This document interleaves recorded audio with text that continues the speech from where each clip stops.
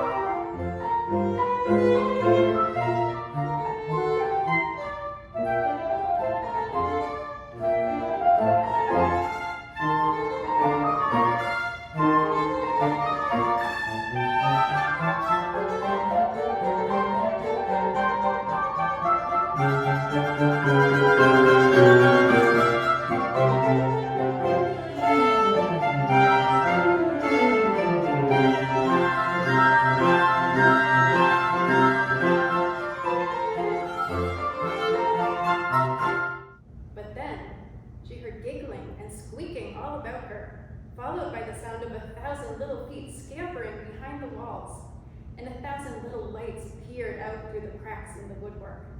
But it wasn't lights, oh no. It was little sparkling eyes. And Marie saw mice peering out on all sides and squeezing through the chinks. Soon they were scampering all over the room, bigger and bigger bands of them, and in the end they formed ranks, just as Fritz's soldiers did before marching off to war.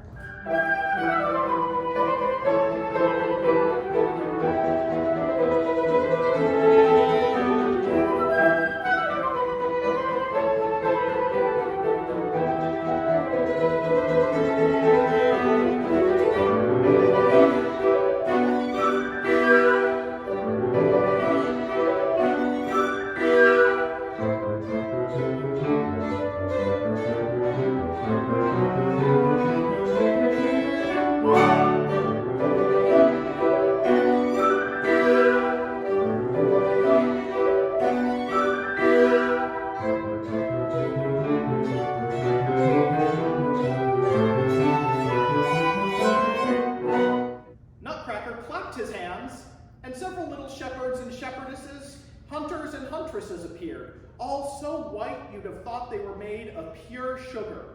Now they brought up a dear little golden chair, put in a white licorice cushion, and ever so graciously bade Marie be seated.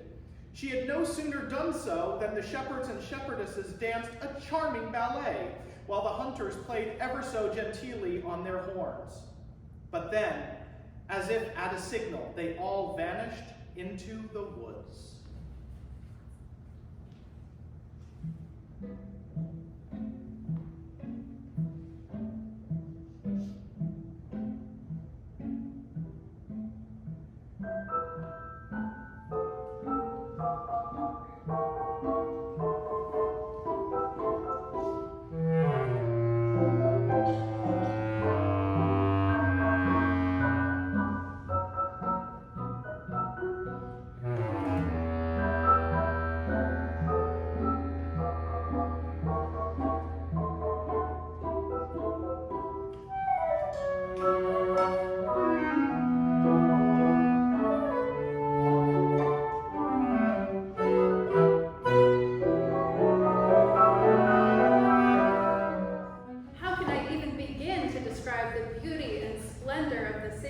That now lay before her on a broad, flowery plain.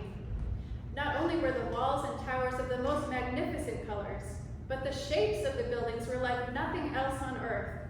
For instead of roofs, the houses wore delicately plaited crowns, and the towers were wreathed in vari-colored foliage. as the two of them emerged from the city gateway, which looked as if it had been made of mackinac and candied fruits. Silver soldiers presented arms, and a little man in a brocade dressing gown threw his arms around Nutcracker and said, "Welcome, noble prince, welcome to the land of sweets."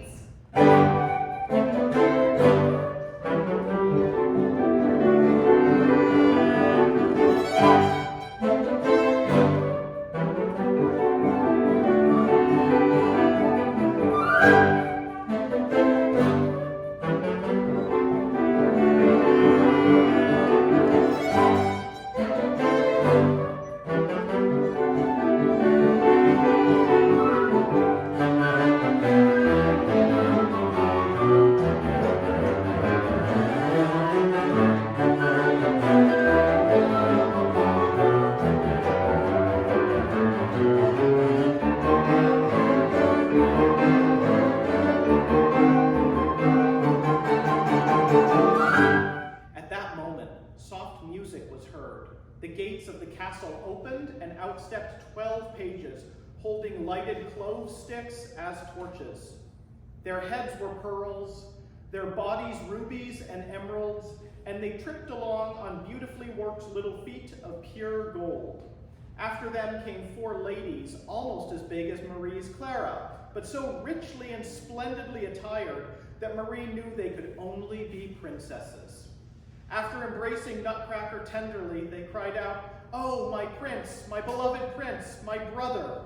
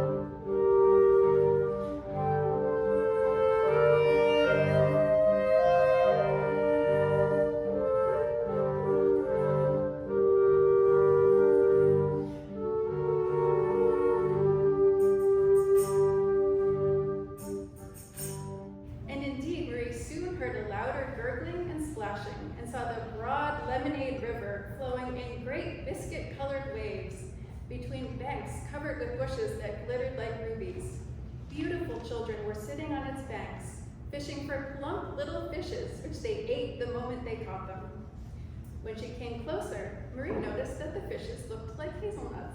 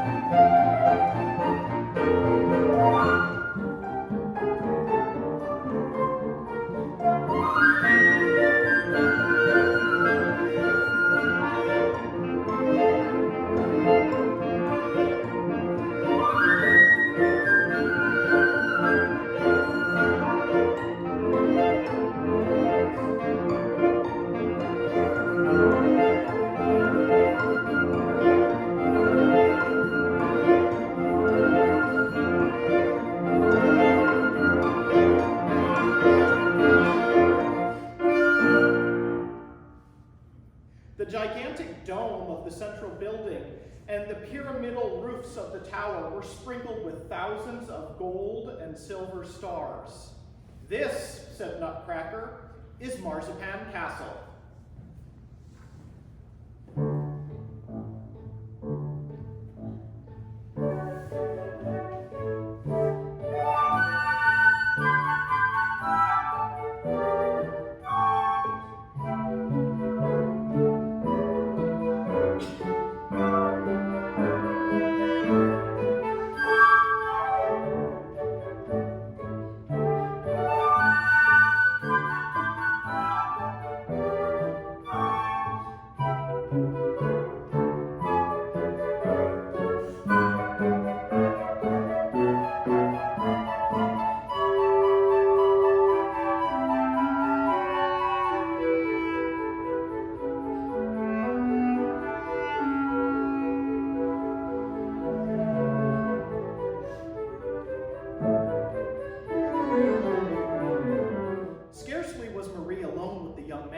Then he went down on one knee and said, "Oh, my precious Miss Stahlbaum, you see at your feet the happiest young Drosselmeyer, whose life you saved. In that instant, I ceased to be a lonely nutcracker and regained my former, not unpleasant, aspect. Oh, precious Miss Stahlbaum, favor me with your hand, share crown and kingdom with me, reign with me over Marzipan Castle, for I am king there now." Marie raised the young man to his feet and said softly, "Dear Master Drosselmeyer, you are a kind, good-natured gentleman, and since you rule in such a charming land, among such pretty, merry people, I will be your bride." So then Marie was engaged to the young Drosselmeyer. In a year and a day, he called for her in a golden carriage drawn by silver horses. At the wedding, 22,000 of the most brilliant figures, adorned with pearls and diamonds, danced, and Marie is believed to be still the queen of the country, where sparkling Christmas woods, transparent marzipan castles, in short, the most wonderful things, can be seen if you have the right sort of eyes for it.